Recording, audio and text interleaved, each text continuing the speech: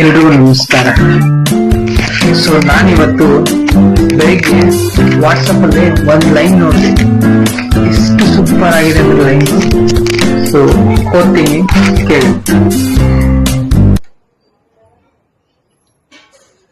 ಹಣಕಾಸಿನ ತೊಂದರೆಯೆಂದು ಜಮೀನು ಮಾರಾಟ ಮಾಡಲು ಪ್ರಯತ್ನಿಸಿದನು.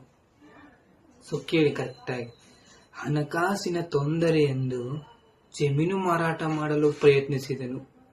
ಖರೀದಿ ಮಾಡುವವನು ಅವನ ಸಹೋದರನಾಗಿದ್ದನು. ಸಹಾಯ ಮಾಡಲು ಅವನಲ್ಲಿ ಹಣವಿರಲಿಲ್ಲ.